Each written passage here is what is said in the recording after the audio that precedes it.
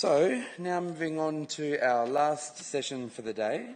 It is about a project called Restricted Images, made with Warlpiri people of Central Australia. So I'll give you a little introduction as Otto, Jungarai Sims and Patrick Waterhouse join us on stage. So if everyone can give them a round of applause to encourage them to come out.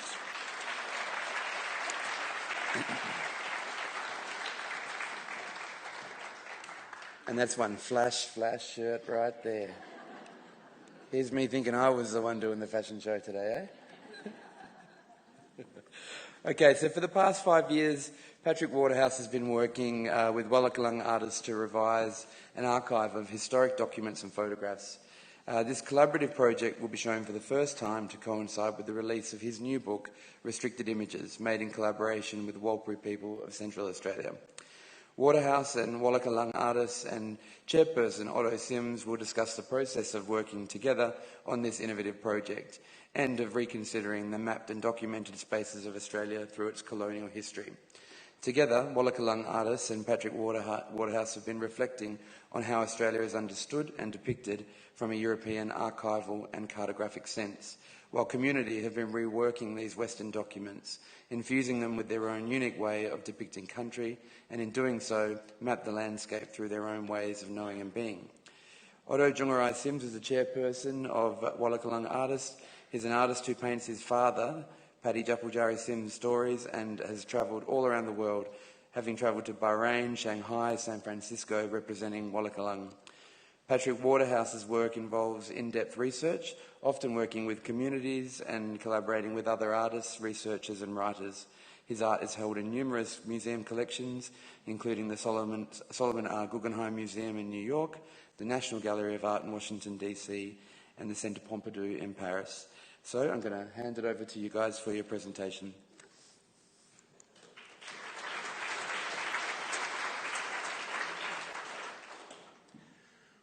Thank you. It's a privilege coming here and do have one presentation. And firstly, I would like to acknowledge the traditional owner of Mapatua, the rightful owner of Alice Springs, and thank you. Okay, I'd also like to acknowledge and thank the traditional owners, both past and present and future. I'd also like to thank Desart for inviting us and also for holding the exhibition as well. So this project really began in 2011 when at the time I was working for a magazine and got the opportunity to travel within Central Australia and visit many of the different communities. And it was a real eye-opener for me. And in many ways, you know, I was massively ignorant of, you know, the rich culture and complexity of life within community. And I kind of, at that point, was reflecting on the fact that as someone who's British, you learn all about the First and Second World War in school, but you don't really learn anything of our colonial history. And I think it's because it's seen in very binary terms. There's people on one side talking about you know, the tyranny that's been havocked across the world, and on the other side you have this like grossly patriotic interpretation, and they kind of cancel each other out, these voices, and you end up with it being you know, kicked under the carpet and this kind of ostrich approach to history.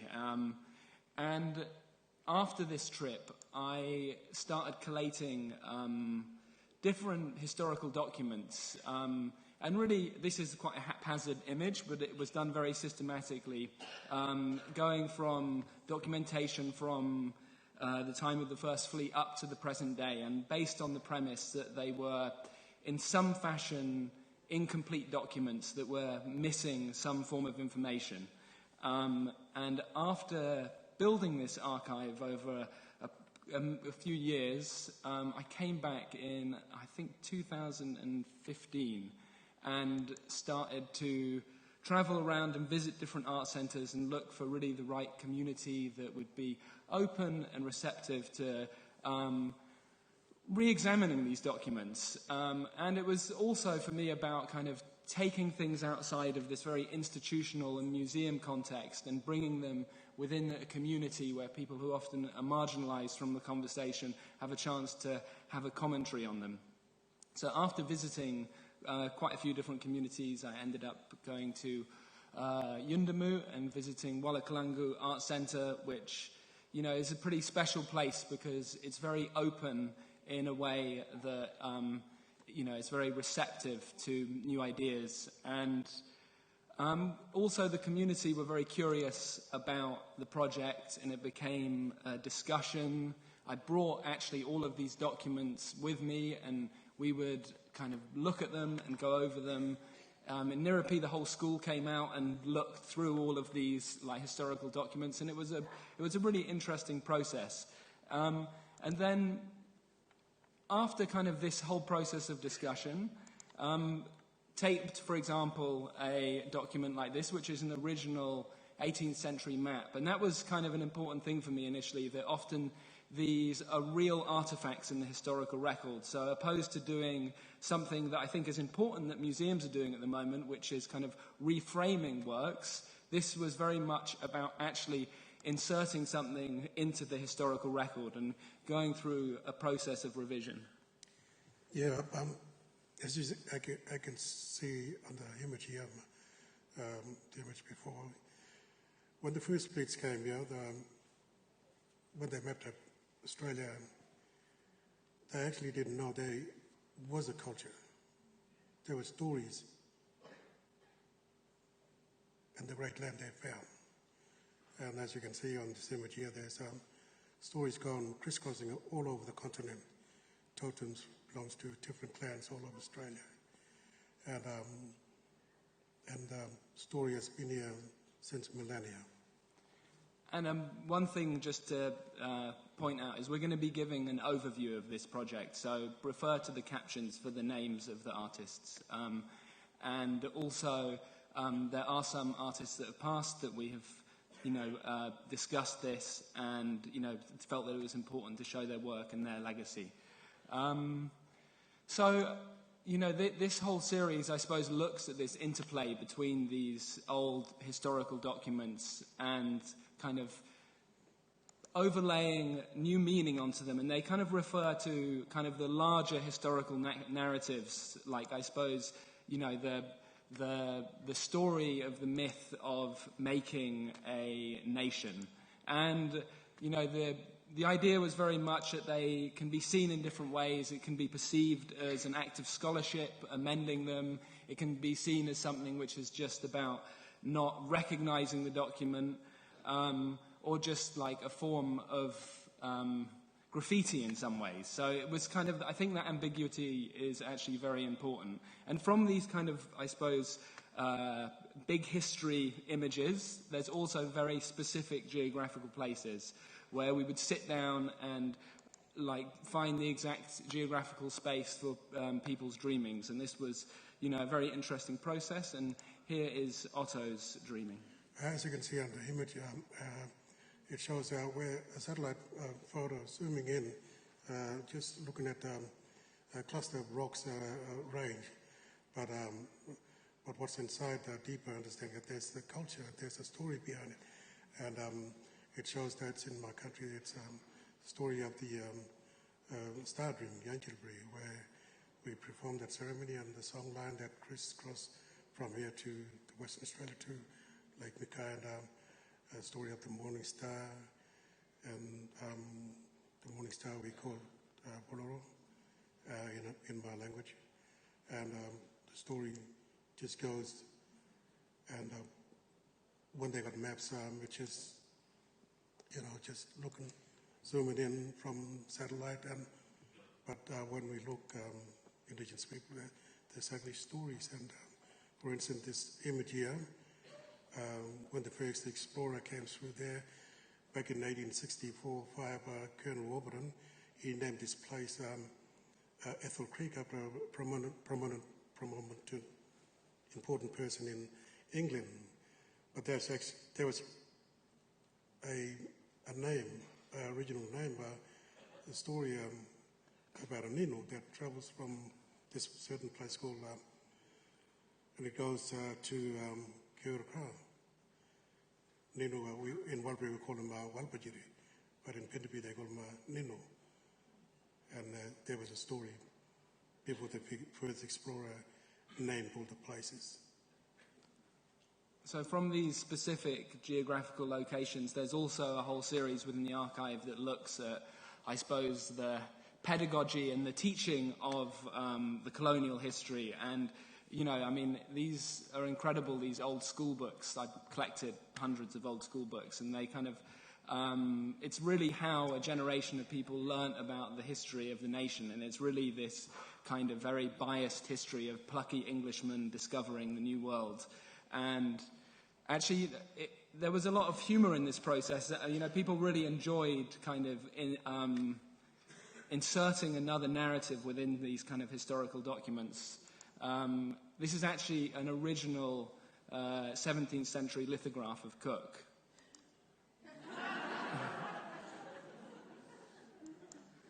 And so it goes across, you know, many different aspects of the way in which, you know, I suppose this myth-making takes place and tries to subvert the meaning and put in some form of information which is missing from these images. And, you know, looking at different ways of subverting the meaning as well.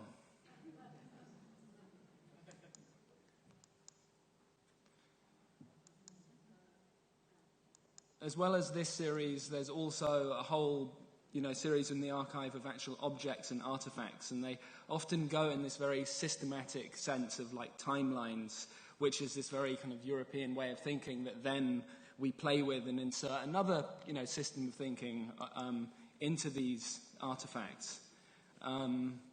As well as that, there's a whole series of, within the archive, of historical photographs that look at the kind of early exploration of the interior, and also looking at how ethnographers and anthropologists in the, you know, the beginning of people exploring the interior were documenting people. And, you know, it was something that I found very interesting in the process is how the historical record, people are grappling with actually how to handle with it. And on the one hand, you have, you know, institutions holding these images, which, you know, they are, I think, you know, for very good reasons, cautious about how to handle them because of the way in which these images were acquired. But simultaneously, you have the same material which is being circulated in this other economy and is published in the London Illustrated News. And actually, both of these, you know, contexts have problems in different ways. But what you know, this project is about is actually going through the process that an institution would go through directly with the community and going through, you know, this institutional process directly with the, you know, ancestors of the people in the images. And during this process, I started to reflect on the fact that I was, you know, I work as a documentary photographer. It's one of the things that I do. And I realized that I was going through all of this critical thinking, and we were having all of these discussions about historical documents, but I wasn't reflecting on my own practice, which is what led to actually the book which has recently been published and is the series that's exhibited in Desart at the moment, which is, I suppose, one particular chapter of this project where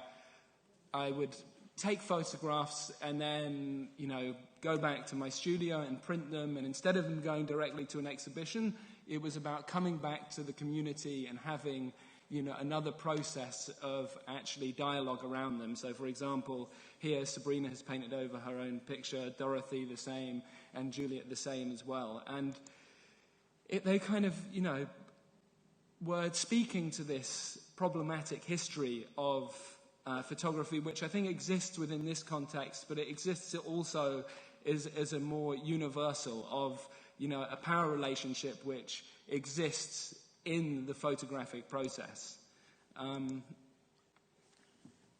Just to, on this image, it says it's actually me standing in my own country, and it tells of who I am, and where I come from, and and what my identity is in my own country of Yangalpuri, which is west of Yundumu.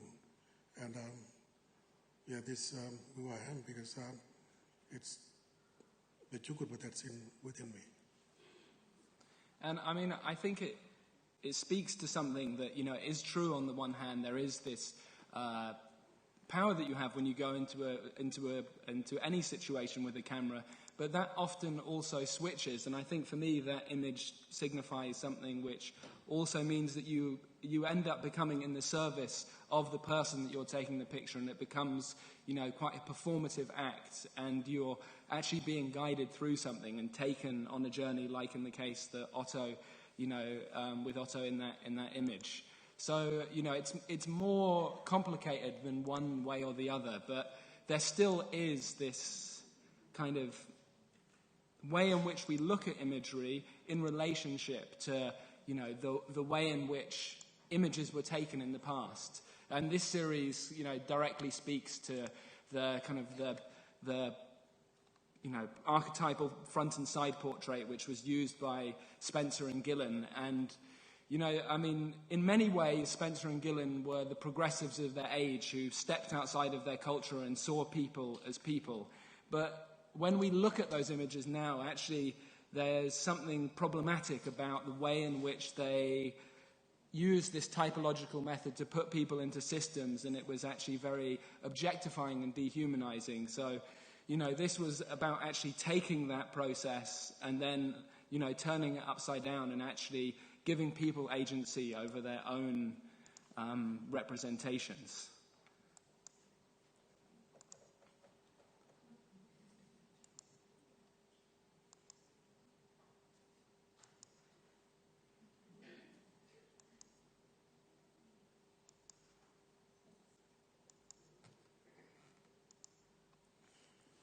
As you can see on this image, it tells of a place called just north of Yundumu.